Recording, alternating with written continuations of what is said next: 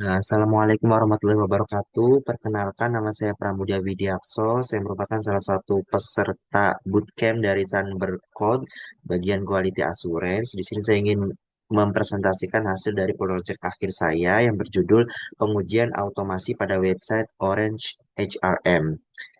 Nah, di sini ada beberapa materi yang diterapkan pada proyek akhir ini. Yang pertama itu materi terkait dengan automasi menggunakan Cypress. Toolsnya itu menggunakan Cypress di Visual Studio Code. Lalu yang kedua pada kodenya sendiri menggunakan metode it block dan juga menerapkan POM. Dan di beberapa test case-nya itu menerapkan juga intercept. Untuk test case-nya sendiri, di sini saya dari tiga fungsi atau tiga fitur. Yang pertama dari fitur login, fitur forgot password, dan juga dashboard. Dari ketiga fitur ini, saya menghasilkan sekitar 30 test case untuk dilakukan pengujian. Dan untuk menjelaskan test case-nya, mungkin saya akan langsung ke Visual Studio Code-nya, biar bisa langsung dijalankan.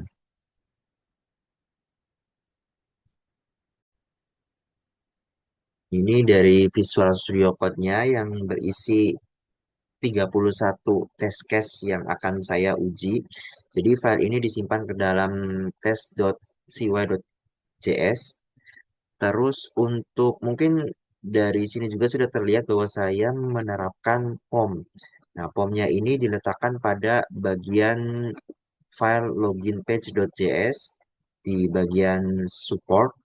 Nah, lalu untuk pom-pom selain pada halaman login seperti halaman dashboard dan juga reset password juga disimpan di filenya sendiri. Misalkan di sini fitur-fitur atau test case POM dari dashboard itu disimpan pada dashboard page.js. Lalu pom-pom yang untuk menerapkan test case dari halaman reset password juga disimpan pada reset password page.js. Di sini juga saya terdapat satu data atau JSON. Di sini login data.json. Di sini untuk menyimpan data-data pada saat melakukan login seperti valid username, valid password, invalid username, dan juga invalid password. Oke, untuk test case pertama yaitu judul halaman login terlihat. Jadi di sini saya pertama mengunjungi halaman dari Orange HLM-nya dulu, lalu di sini langsung melihat apakah di situ terdapat judul yang mengandung kata login atau tidak. Seperti itu. Lalu untuk tes case kedua, tombol login terlihat. Kalau tadi itu kan judul, sekarang tombol login terlihat. Metodenya itu hampir sama. Begitu juga dengan tes case yang ketiga, tombol forgot your password terlihat. Itu metodenya juga hampir sama. Lalu untuk test case keempat, login dengan username valid dan password valid. Yang pertama sama seperti test case sebelumnya, membuka halaman Orange HRM-nya dulu, lalu menginputkan username yang valid di sini bagian ini.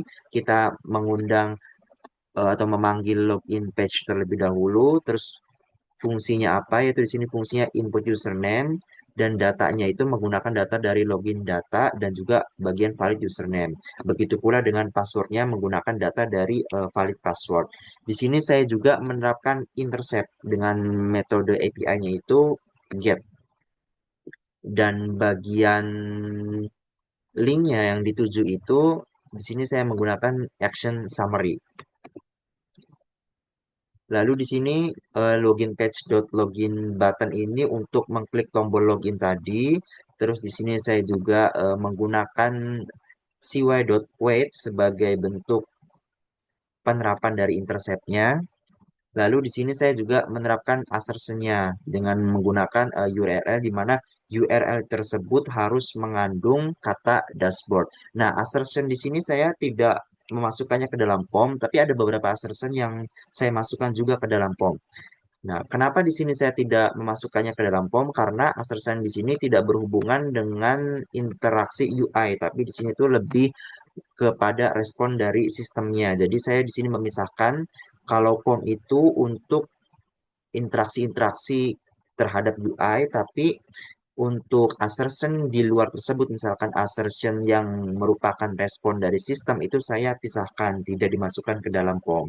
Seperti itu. Begitu juga dengan intercept saya tidak masukkan ke dalam POM untuk memisahkan antara respon sistem dan juga interaksi dengan UI atau interaksi dengan elemen UI tadi.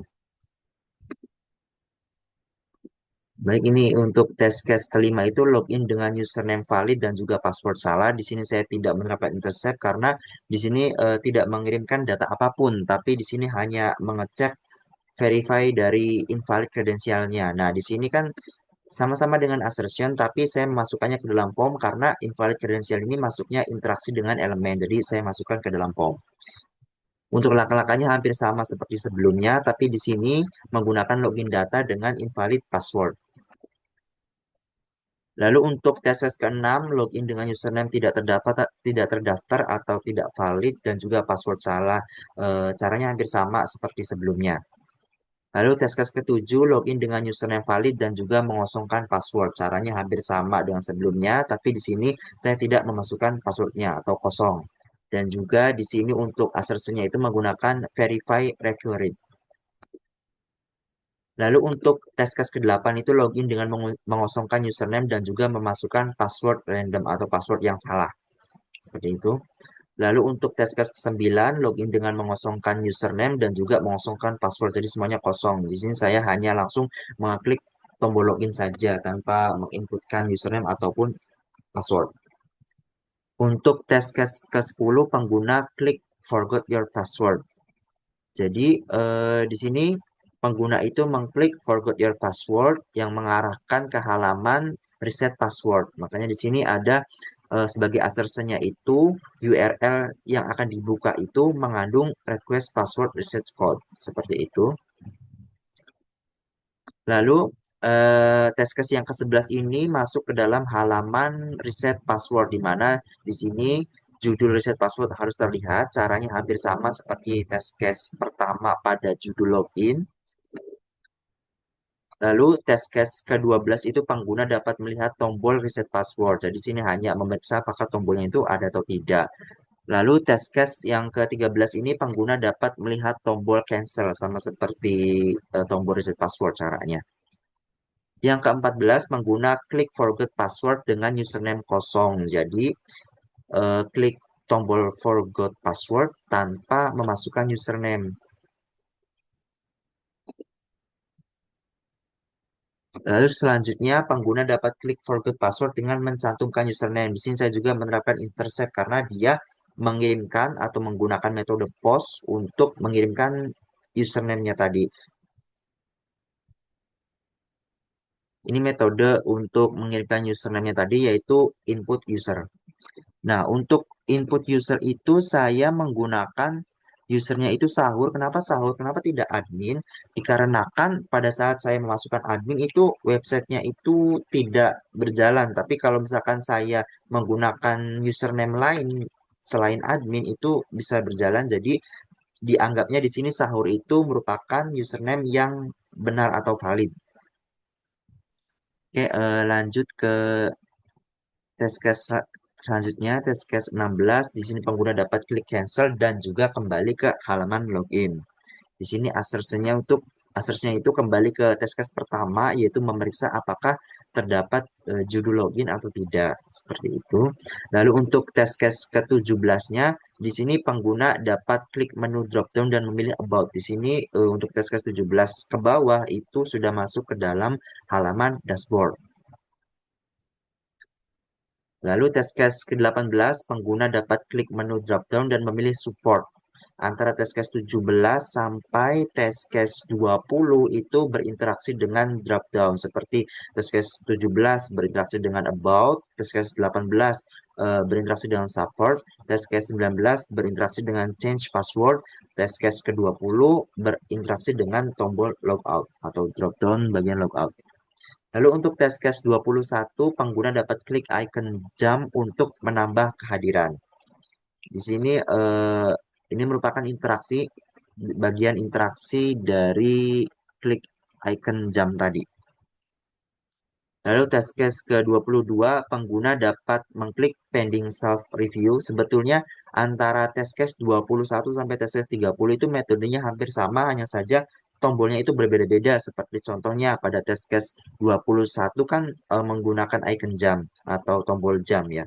Test case 22 berinteraksi dengan tombol pending self review, test case 23 berinteraksi dengan candidate to review, test case 24 berinteraksi dengan assign leave, test case 25 berinteraksi dengan tombol leave list, test case 26 berinteraksi dengan tombol timesheet, test case 27 berinteraksi dengan apply leave, test case 28 berinteraksi dengan my leave, test case 29 berinteraksi dengan my timesheet, test case 30 berinteraksi dengan Nah, Taskas 30 ini berinteraksi dengan pengguna dapat melihat postingan karyawan lain karena di situ ada bagian seperti card yang kita bisa melihat postingan dari karyawan lain atau status dari karyawan lain.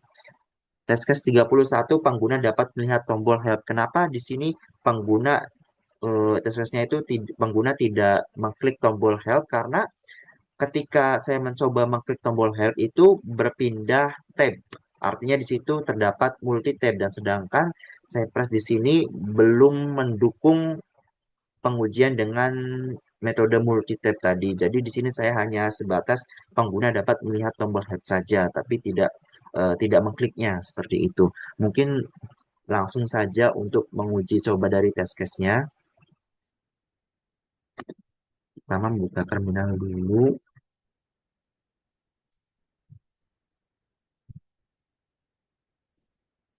Karena prosesnya agak lama. Sudah.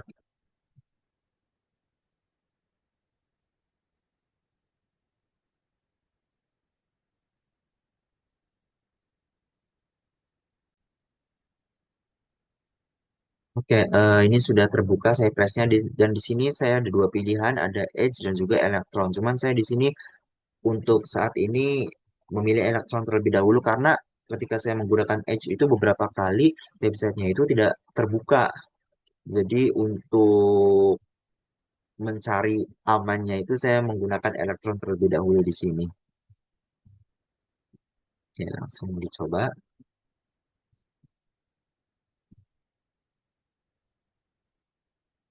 Nah, kita buka test case-nya. Sedang dilakukan pengujian. Mungkin ini prosesnya akan lama ya karena saya baru bukan pertama kali tapi untuk saat ini baru membuka tes case-nya ini. Jadi mungkin ngulang dari awal prosesnya.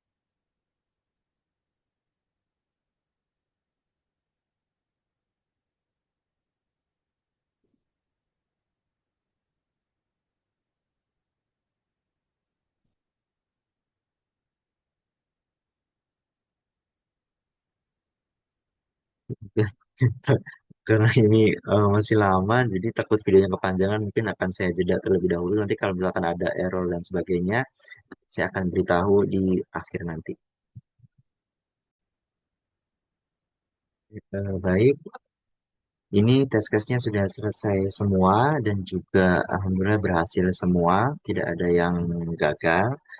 Di sini memakan waktu sekitar 3 menit 22 detik.